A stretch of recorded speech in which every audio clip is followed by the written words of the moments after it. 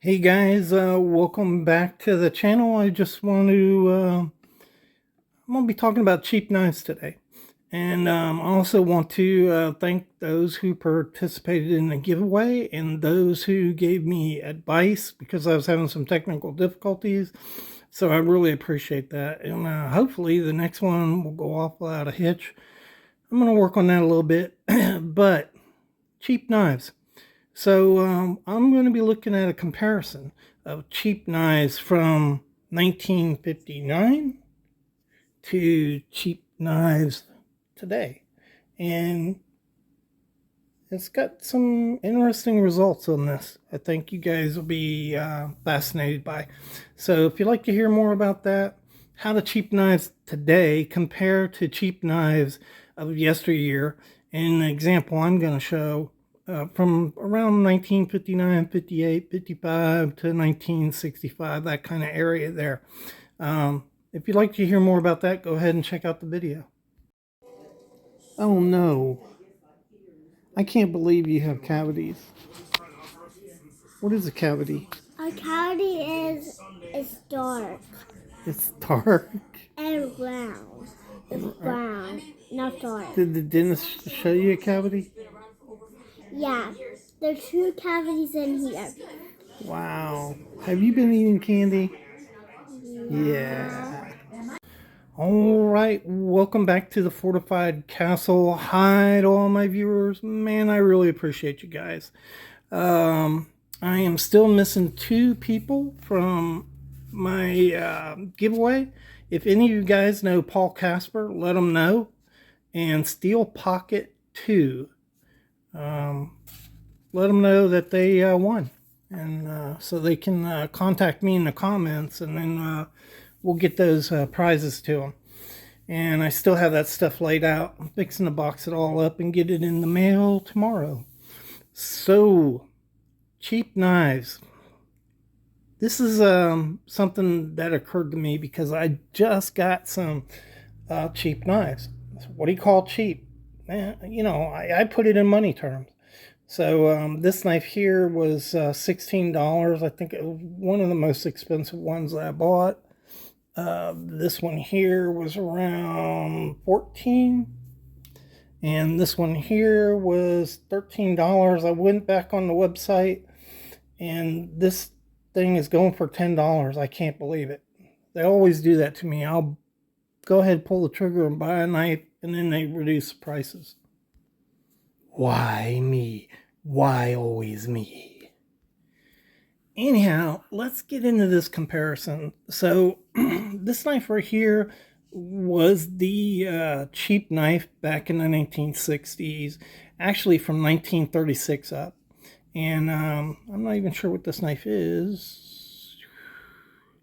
It is an Imperial. Okay, so Imperial started producing knives like these in 1936. It was a time when the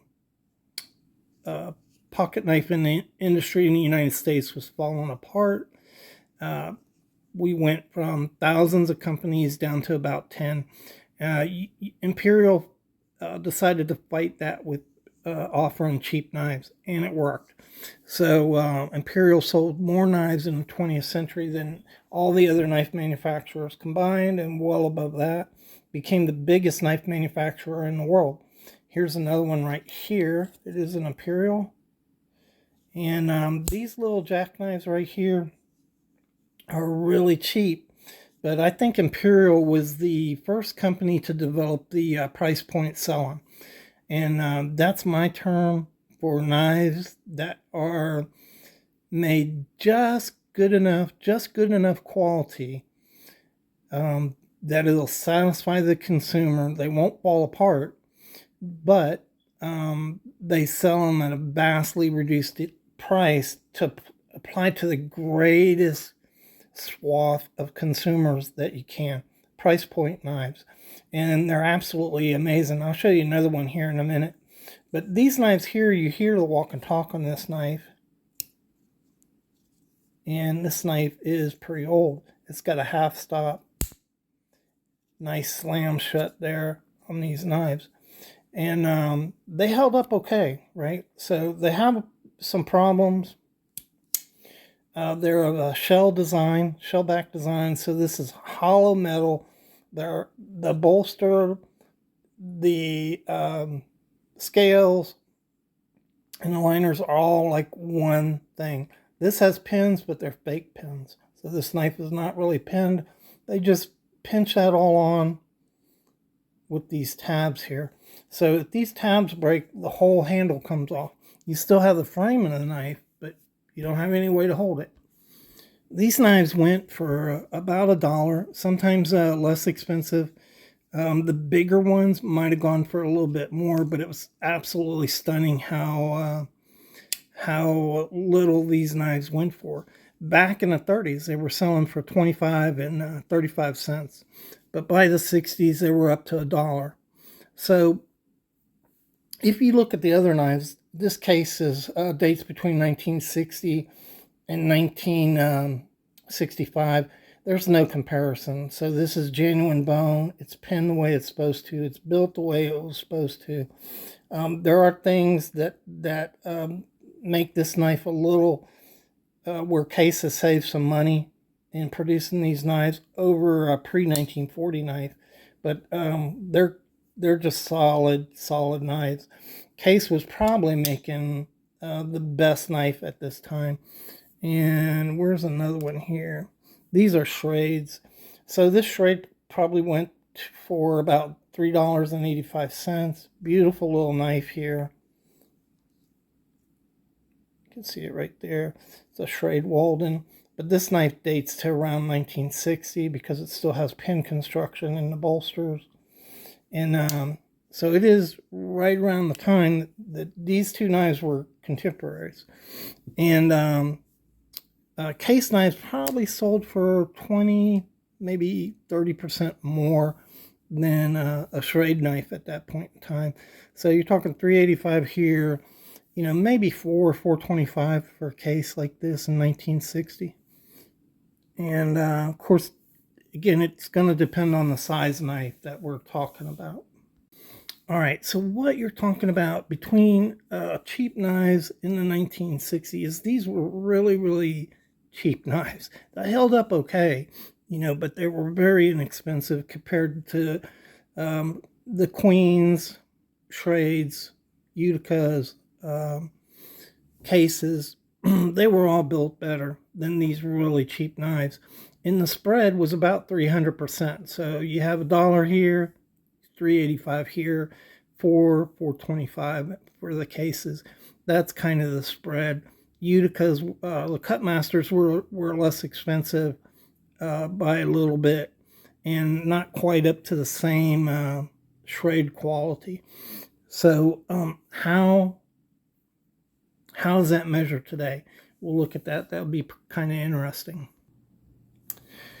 So as we look at these cheap knives today in comparison with the past, it's a little bit of a different environment. In the past, in the 60s, there were 10, maybe 13 different manufacturers making traditional style knives. Today, it's down to about 4. You have a Case, makes a pretty nice knife. You have Buck. Queen went out of business in 2018. You have GEC, and you have Berenson. All the rest, there's a lot of knives available in the traditional genre, but they're made by outside manufacturers in Germany, Britain, Italy, and the UK. I didn't say that. I think I said England. I don't know. My brain's not really working yet. But so the playing field is a little different. But the amazing thing is, if you look at the inexpensive knives, this knife that sold for $1 in 1959, that same value today would be $10. So the equivalency in dollars after inflation, if you were going to spend $1 on a knife, you'd have to spend $10.34 today to get that same dollar value. That's what I'm saying. And amazingly, that's what these knives come in at. So this was 13, 14, and 16. We're going to look at these in a minute. And these knives here, I bought a couple years ago. They're from Frost. These were $9, both of them. So I bought them at the same time. They were $9 each.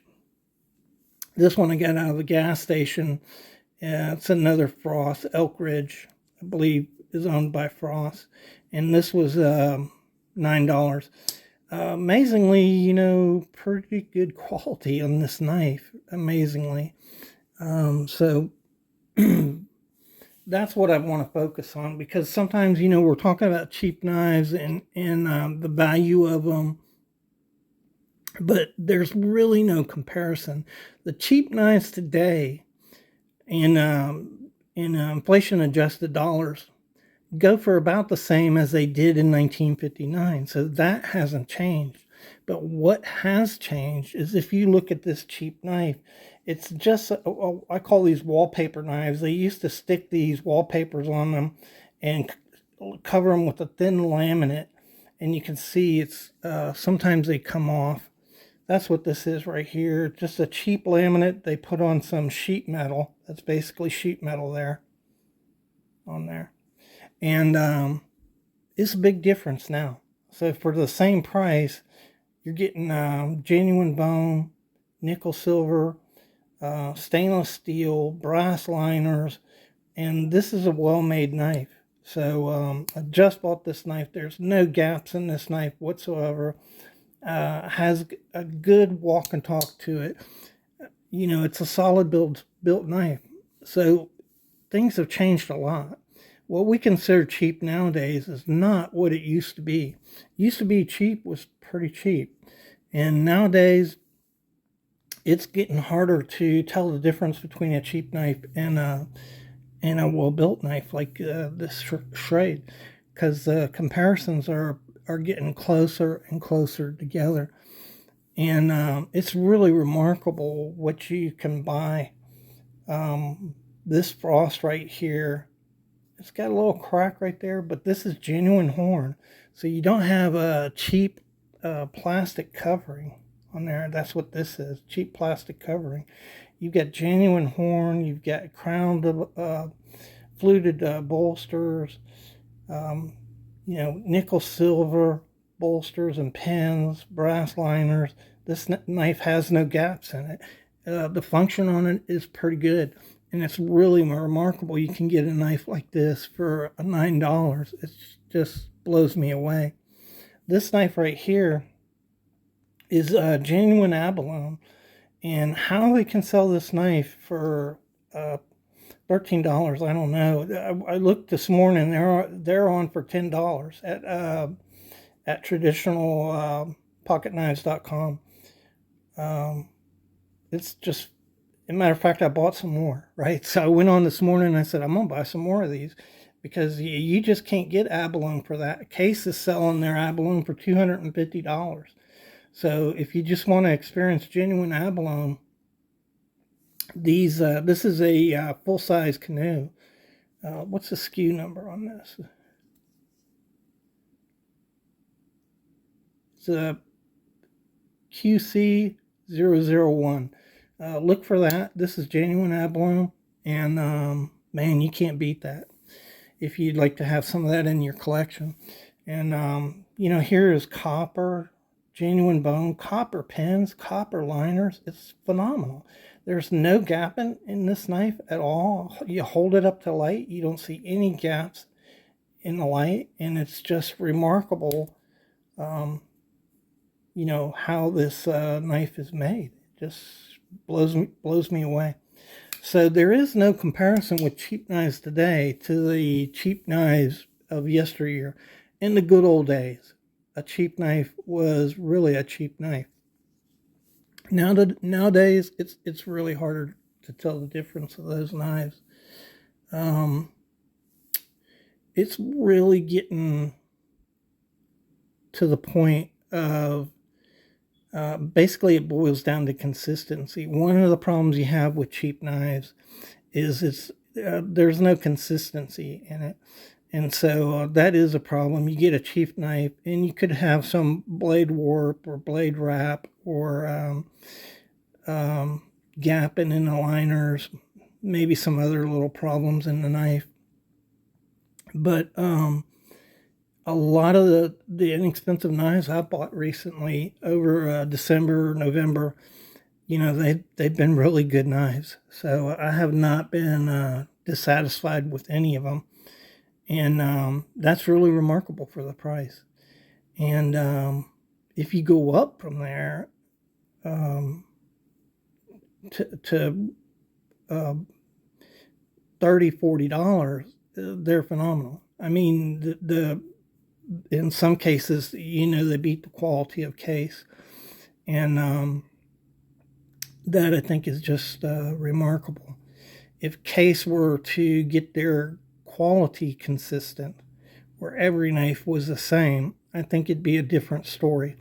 But it's kind of a crapshoot when you buy these knives. They're beautiful, but a lot of times, they just have issues that they shouldn't have.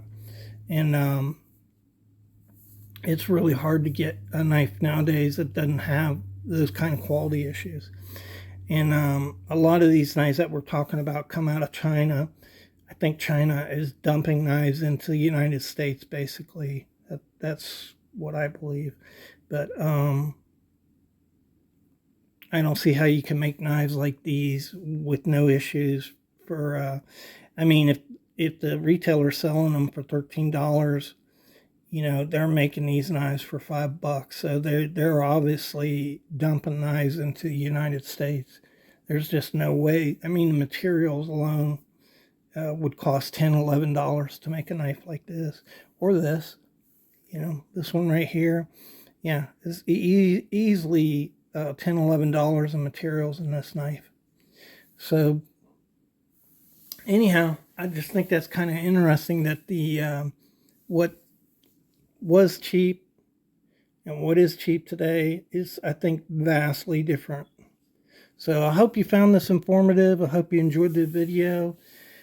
I'm just taking a break after all the stress from this giveaway, man. I just wanted to give some stuff away. It was a lot harder than it turned out to be. And I really appreciate you guys for watching. Thanks again for all your support.